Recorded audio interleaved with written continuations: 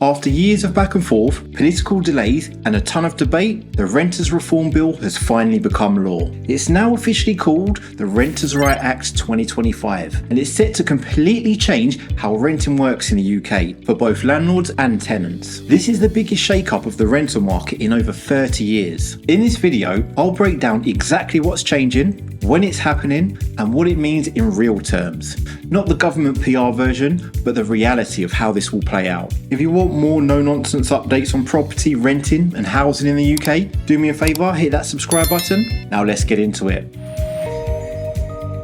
Section 21 evictions, gone for good. Let's start with the headline change. Section 21, or no-fault evictions, are being abolished. For decades, Section 21 has allowed landlords to end a tenancy without giving a reason. It's been simple and quick, but also controversial because tenants could be asked to leave even if they haven't done anything wrong. The government's argument is that it created too much instability and discouraged renters from complaining about repairs or maintenance out of fear of being evicted. Under the new Act, every tenancy will become periodic by default, meaning there's no fixed end date. If a landlord wants their property back, they'll need to use a Section 8 and prove a valid reason, like wanting to sell their property or to deal with serious rent arrears or antisocial behaviour. Now, in theory, this makes tenants more stable. They can't just be asked to leave for no reason. But for landlords, it changes everything. You'll now have to make sure every notice you serve is backed up by proper evidence. So if you're planning to sell or move back in, you'll need documentation ready to prove that's genuine, and the courts will be looking for that. The government has said they won't fully abolish Section 21 until the court system is modernised, and that's key because right now, court delays can drag on for months. They're promising a streamlined digital process before this takes effect, likely in mid to late 2026. I guess we'll see how smooth that really is. The new Landlord Property Portal. Next up, the new Landlord Property Portal. This is basically a central online database where every landlord will need to register themselves and their rental properties. Think of it like a public MOT for rented houses. Landlords will have to upload proof of things like gas safety certificates, EPC ratings, deposit protection details,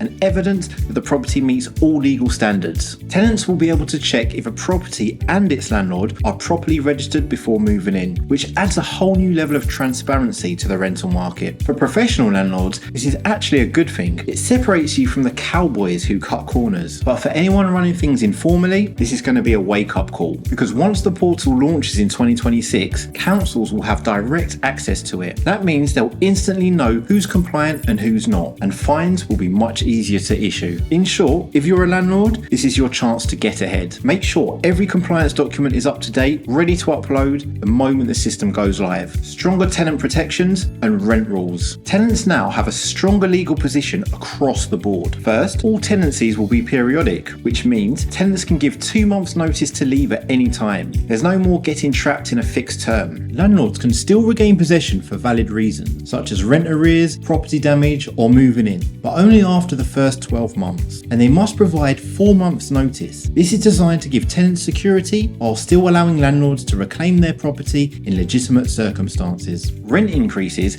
can now only happen once per year, and tenants can challenge them through the first tier tribunal if they're unreasonable or not in line with local market values. Now, here's where it gets interesting. This will likely stop the tactic of backdoor evictions, where landlords hike rents to push tenants out. It doesn't mean landlords can't increase rent, but it does mean you'll need a clear justification, whether that's market evidence, increased mortgage costs, or significant maintenance work. It's a more structured approach, fairer for tenants, but also pushes landlords to operate more like a regulated business, not just private individuals. Pets in rentals, a right to request. This one will grab a few headlines.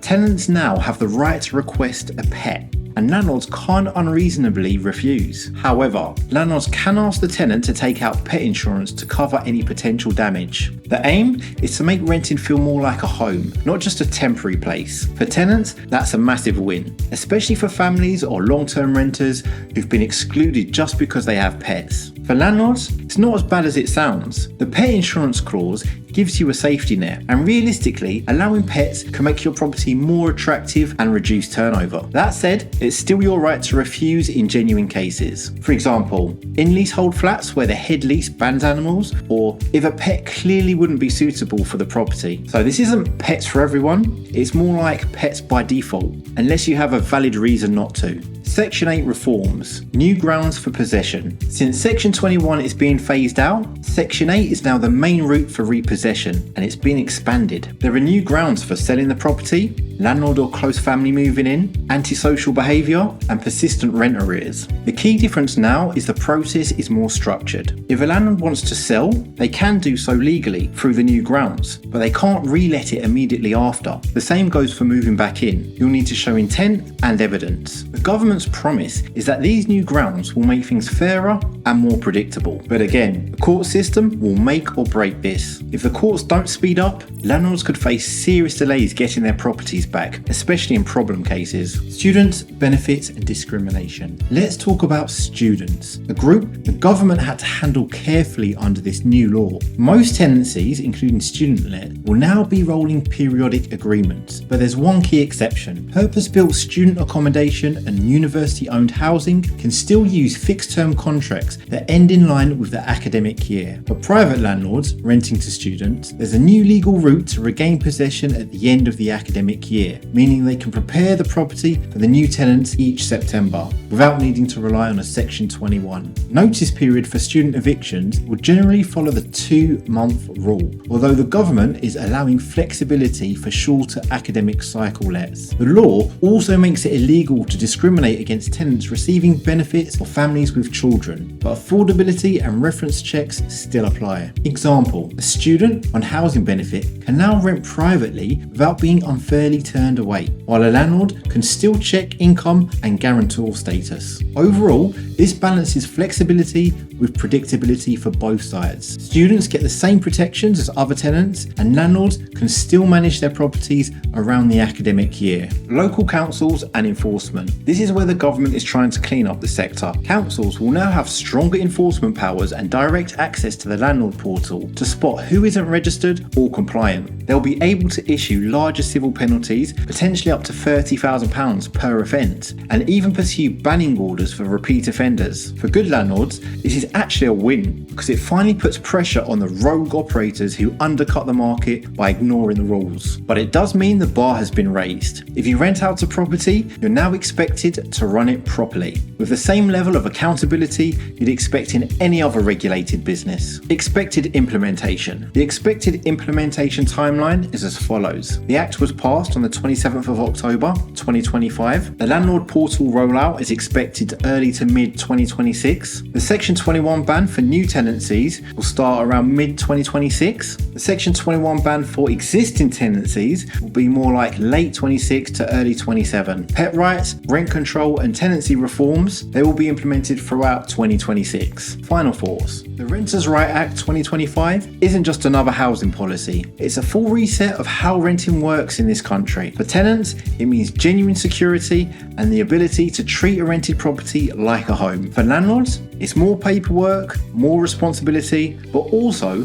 more professionalism and transparency. The days of casual handshake style lettings are over. From here on out, being a landlord means treating it like a business with proper documentation, fair practices, and full compliance. If you're a landlord, start preparing now. If you're a tenant, this act finally gives you the stability the renting system has lacked for decades. What do you think about this act? Do you think it's finally time that the government did something about the broken housing system? Or do you think it's just another money grab? Let me know in the comments below. If you found this video useful, do me a favour, hit that like and subscribe button.